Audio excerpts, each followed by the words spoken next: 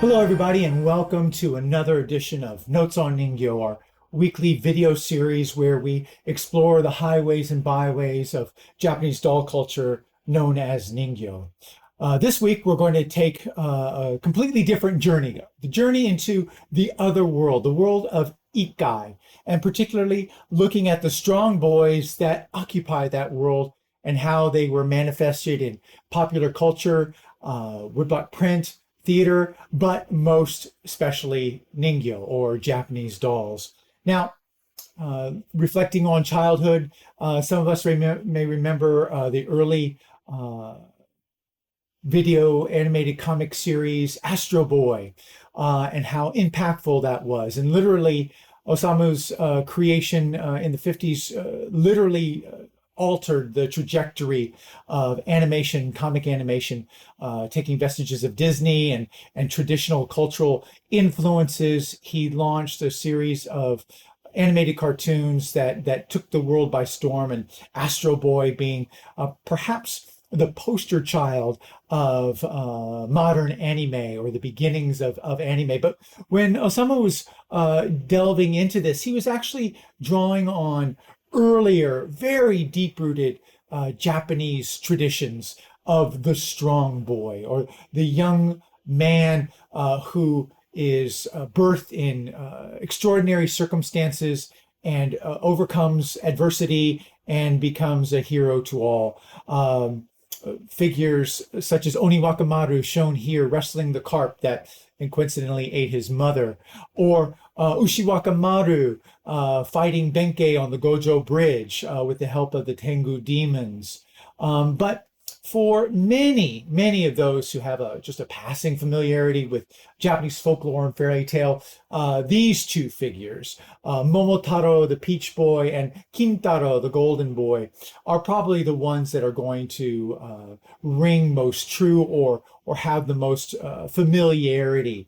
And, you know, the West was largely introduced to the Japanese fairy tale through the publications of Hasegawa Takejiro back in the late 1800s, and he presented or produced a series of children's fairy tales printed on silk crepe that were actually to help serve as readers for Japanese students to learn English, but became very popular the world over. People just loved the small format and the crepe paper that it was all printed on. And this is where many people in the West first became acquainted with Momotaro the Peach Boy, and how the legend is in basic that one day an old woman goes down to the stream to do her washing while her elderly husband's out in the woods collecting stick, and lo and behold, down the stream floats this gigantic peach, and she considers it such a boon because they're impoverished, and a giant peach for dinner. Oh, whoa, what a happy find. Well, she brings the peach home. I can't imagine the old woman carrying this giant peach, but you know, there you go, suspension of disbelief. And as they are about to cut into the peach, boom, out springs Momotaro the Peach Boy, and in all his resplendent glory. And he goes on to become, well, one, his birth is somewhat special, coming out of a peach, but he's endued with special strength and a certain nobility of character, where he is helping the impoverished and the downtrodden, and he has many adventures.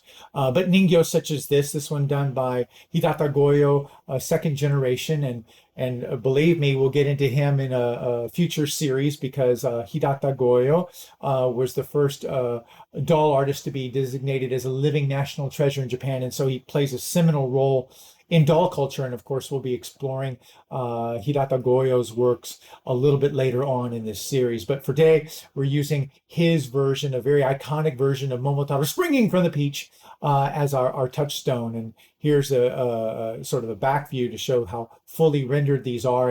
And to my mind, this might get the Golden Tush Award. If such awards were being presented for dolls, I think he should get the Golden Tush. But I digress. Momotaro has many adventures, but the one that he's most famous for is his adventure where he goes to Onigashima, or the island of the Oni, or demons, where he's going to cease their depredations on the countryside, but also recover a little bit of treasure that they've been taking along the way. And as he's journeying, he meets a dog, a monkey, and a pheasant, who each become his steadfast companion, bribed with a little bit of wheat cake.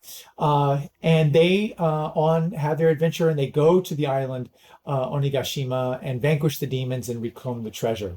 Now, Ningyo, depicting this aspect of Momotaro, this sort of military campaign leader, are much more rare. But this is a wonderful Edo period example, late Edo period example, so about 1850, of Momotaro dressed as a military general there. And you can see immediately to his proper right, our left, the monkey seated as a fierce commander, and then the pheasant serving the role of bannerman, and then the dog on the far right of the screen as ready to do battle with his longsword at the hip. But I love this particular rendition of Momotaro as a seated warrior doll. Our last presentation was on Musha Ningyo, so here is Momotaro as Musha Ningyo, as warrior. Well, within the tales, within this concept of a valiant, noble character venturing to a far island where he encounters an alien race and subdues them, is one that would already be familiar within the Japanese warrior tales, where we have Minamoto Tametomo, a famous archer who was exiled, having come down on the wrong side of an internecine conflict, and he was exiled to an island that was considered primitive and barbaric. And Tametomo, of course, was known as this archer who could sink a boat with a single shot. And so here is a woodblock printed triptych, and you can see Tametomo standing on the rocking outcrop on the left of the screen, having just shot an arrow that is sinking a ship way out in the harbor on the right side of the print. So this idea that he was a man of extraordinary strength in his bow of no uncertain power is a theme. And so here is a painting of these primitives on the island of Onigashima trying to pull his bow, much to his bemusement. And this sort of tale filtered down into children's tales. And here's a woodblock print of children reenacting that famous scene of the Oni, or the demon, trying to pull Tametomo's bowstring. And it's a delightful print, but gives you a sense of the world and the sort of the background lore that Momotaro plugged into. So as the Momotaro fairy tale evolved, where he arrives on this island, Onigashima, and he's met by these primitives, these demons, and they receive him much like a conquering hero as the narrative evolves. And so this screen is a part of a screen. This is the right section, shows Momotaro receiving the demons in a state. And the second set of screens shows the Oni bringing out their treasures, the sacred coral and the various gems and treasure sack, and they're all paying allegiance to Momotaro, the conquering hero. And so this idea, now, Momotaro was very much part of Japanese folklore from an early date.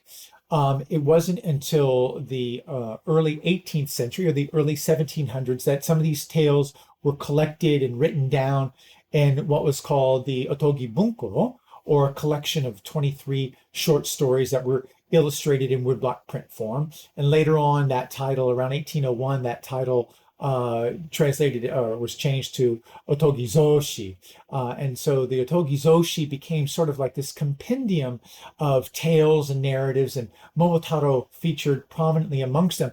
And so as we fast forward, and again, I'm sorry I have to do a little bit of history, but as we fast forward into the Meiji era, when the West has begun interfacing with Japan in quite an aggressive and serious way, and Japan's trying to recalibrate itself along Western models and formulating its educational policy, but very much seeing itself as under siege and under duress and forcefully having to change this.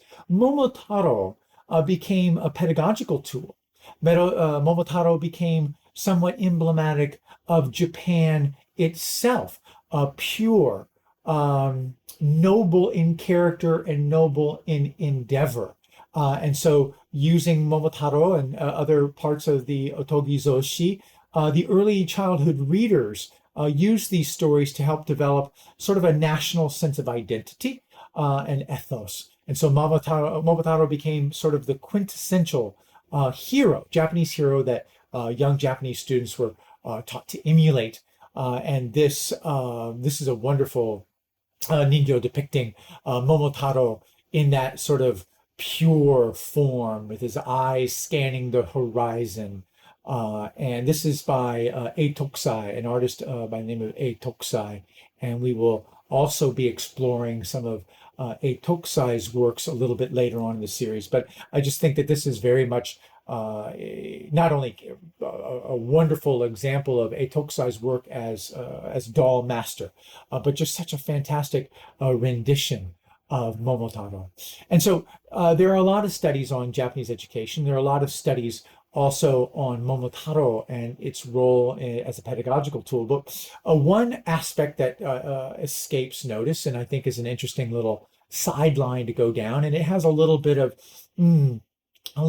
grit to it when we think of the entire context. During the war, in the build-up to the war, and throughout the war, Momotaro became a symbol for the Japanese nation. And the Oni, or the demons, were very much the foreigners, and in this case, largely the Americans. And so one of the very first animated films was Momotaro's Sea Eagles. This is a poster advertising that, which has Momotaro as a fearless leader, and his companion of the monkey and the dog and the pheasant have been translated into his pilots and his bombardiers on this expedition. And the expedition Onigashima, or the Island of the Demons, actually becomes Hawaii, or Pearl Harbor specifically. And so the film actually deals with the bombing of Pearl Harbor. And so it's sort of jarring and surreal to see this beloved fairy tale character reenacting the bombing of Pearl Harbor. But the Japanese were using that as a tool to motivate and educate, and to position themselves as pure and noble, despite what might have actually been going on at the time. So the success of that 1943 film resulted in a follow-up. Momotaro Umi no Shinpei is Momotaro's Divine Sea Warriors. And this actually you can find on YouTube very, very easily. And this, I think, is a grab from YouTube, and you can watch it. It's a full-length film. I think it's the first animated full-length film. And it sort of picks up where Momotaro left off, with the monkey and the dog and the pheasant going back home and being reunited. And I grabbed this particular still because when the dog returns home, although he looks more like a bear in the film, but he's technically a dog, his family is setting up for the Boys' Day display, this 5th month celebration. And on the shelves of that, we find this one character, Kintaro, wrestling with a boy. And so I thought that I love this sort of self-referential fairy tale kind of character, or one fairy tale referencing another fairy tale within a fairy tale turned into a political weapon. But here we have Kintaro in animated form. And Kintaro is the second of our two children of Ikai, otherworldly boys that we're going to be going into. And Kintaro is usually readily identified by the giant character Kin on his haragake bib, and he frequently wields a giant axe. And then also, not infrequently, he is in a company of a bear, or wrestling a bear, or fighting a bear. And so here's another piece by Hirata Goyo, who I mentioned earlier. And these sort of Boys' Day dolls depicting Momotaro and Kintaro were very much a standard production item, if you will, from the Goyo atelier, beginning with the father, Goyo 1, in the early Taisho era, from like 1918 to 1920. This began to take legs, and then Goyo, when he took over the studio or the lineage in 1924 after his father's passing, very much kept this on and was a mainstay. These wonderfully realized and rendered Boys' Day dolls depicting Kintaro, Momotaro, and others. But Kintaro was a theme that Goyo visited over and over and over again. And even his younger brother, Hirata Yoko, also produced some really stunning examples. And I love this Ningyo this is one of my favorite Kintaro Ningyo by the Goyo lineage, and you see the face of Kintaro. But more classically, Kintaro was rendered in this fashion: bold, dramatic, red in color. And if any of you saw my video at the virtual doll convention in March, where I dealt with dolls and disease prevention, this red color, you'll know, is very symbolic of protecting from disease. And the fact that Kintaro is red adds to his puissance, as to his power as an otherworldly child. But the renderings of Kintaro are quite stunning. This is one that I have right now, just very bold. I love the displayed fingers and this dramatic posture of defiance with his axe at the ready.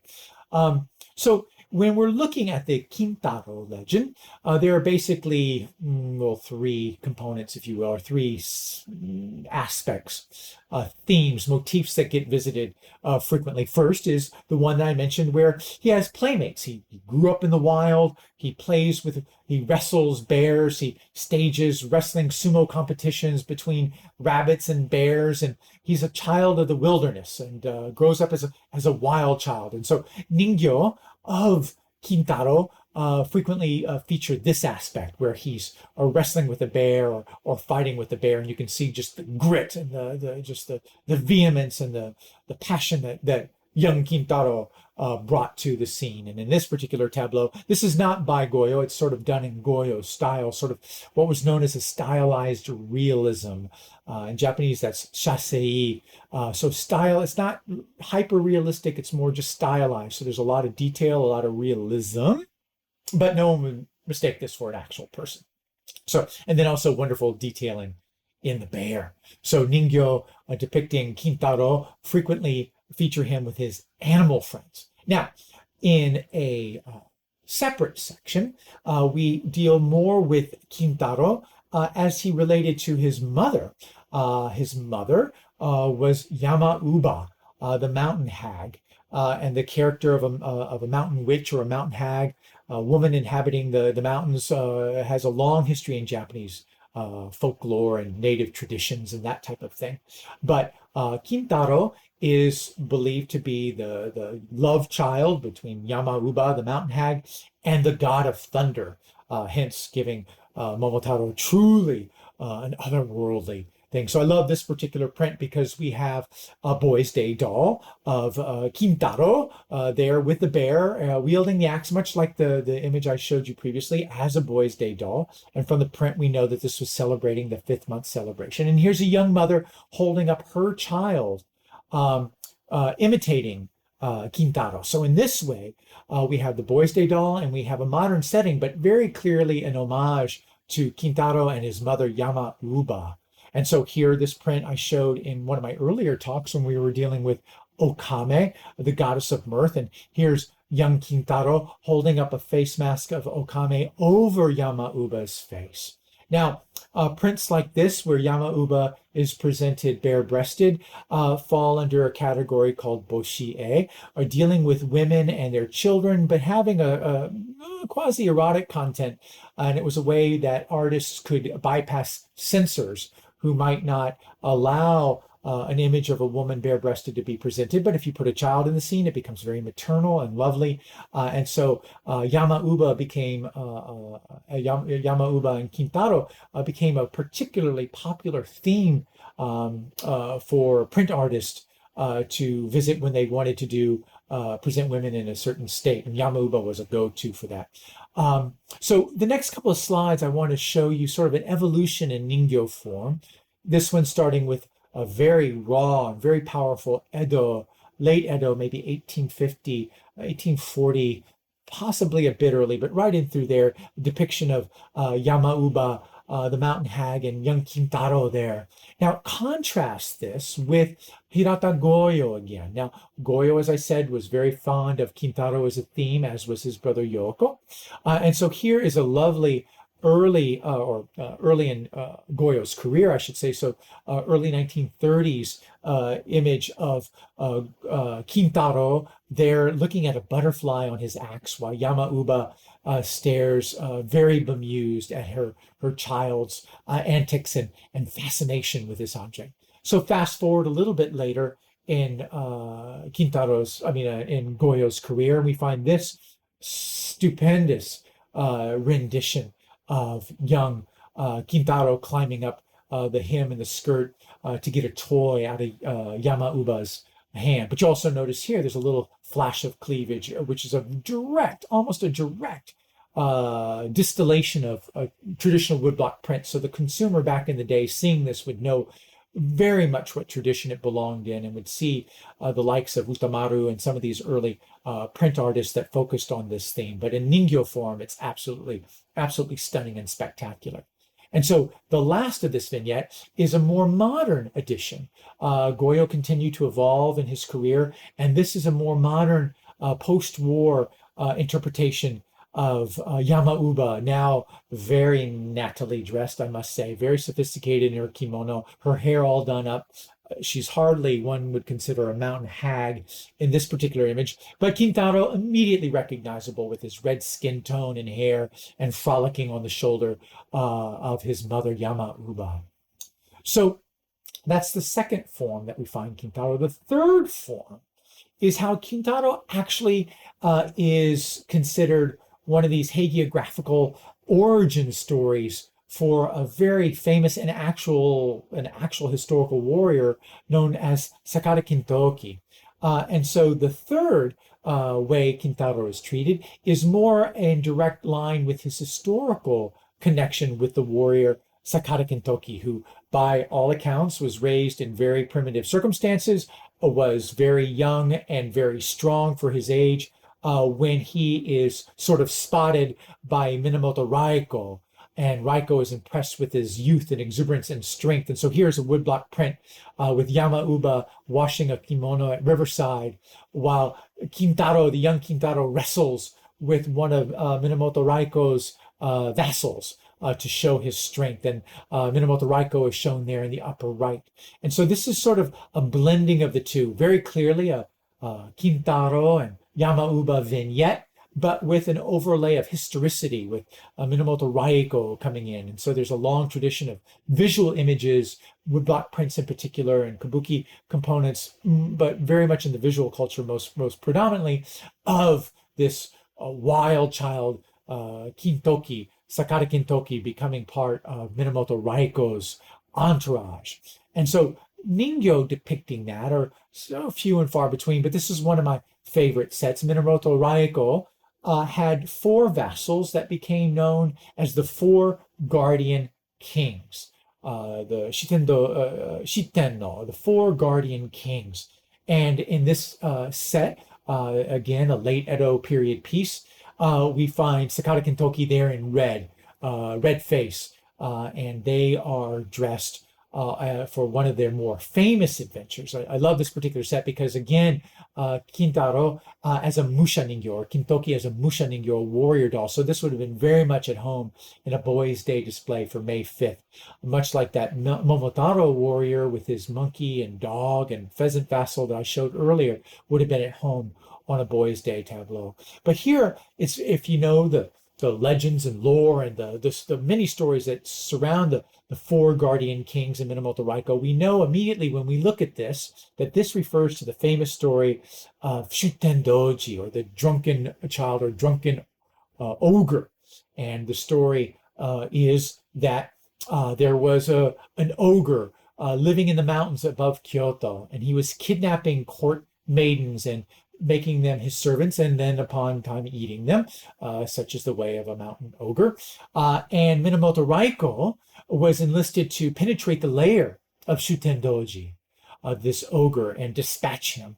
And so they disguise themselves as Buddhist monks, mendicant monks, and that's what the outfit that the warrior set has here with the Buddhist caps and the suture cabinets that they have on the back. They're sort of mendicant Buddhist monks. And so they disguise themselves as Buddhist monks, and they work their way into the sleeping, they party with Shutendoji, but refuse to drink his wine. And when he falls asleep, they descend upon him and, well, of course, they decapitate him. I'll spare the audience that particular scene. Lovely in woodblock print. Unfortunately, no Ningyo of a decapitated Shutendoji Although I do have a decapitated Ningyo now that I think about it. But that's a story for another time.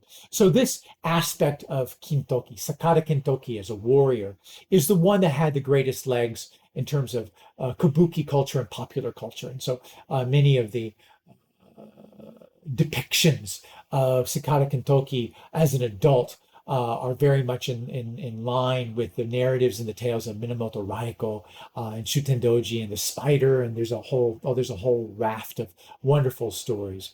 And so in wrapping this up a little bit, I frequently like, or actually not frequently, every vignette so far, every video, I've liked to wrap up to show how these characters sort of have traversed time and have emerged and melded with popular culture. And this is very much particularly true with Sakata Kintoki, who is anyone out there who plays PlayStation, I don't, but might be familiar with the world of Ningyo. And that Sakata Kintoki is one of the characters in this world of Ningyo. And on the screen, you'll see that I basically have grabbed the description that Ningyo itself has for Sakata Kintoki, and I always loved that it was very, very historically accurate, or largely historically accurate. And so it's bringing history alive. Figures that were popular way back in the day are being again renewed and resuscitated and revivified in a medium that the current generation digs, grabs, and embraces. And that is particularly PlayStation, virtual games, that kind of thing. But also, as you may notice, I really like to tie into the world of anime and manga.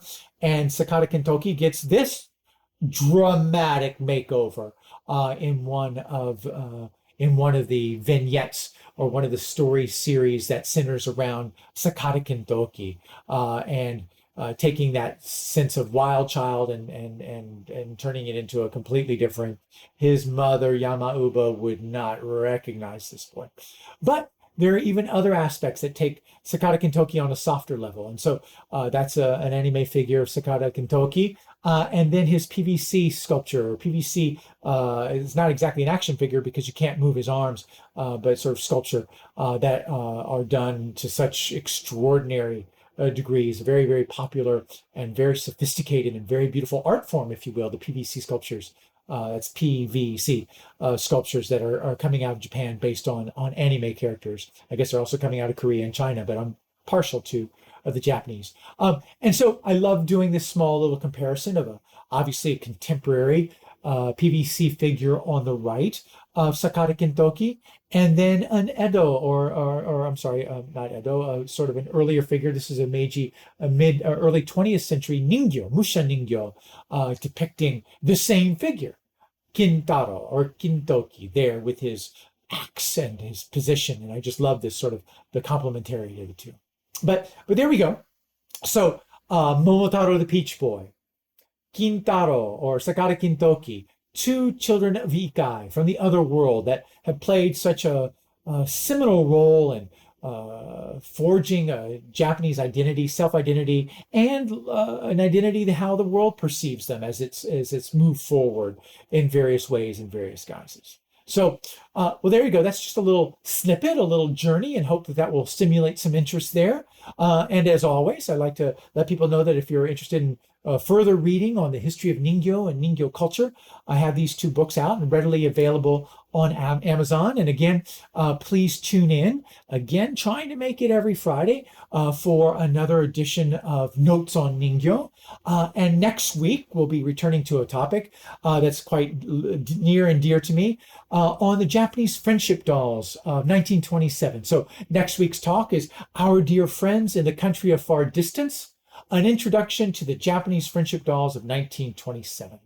So I hope you'll join me for that and for this continuing series. And again, my name is Alan Scott Pate. Please feel free to reach out to me on Facebook or email me.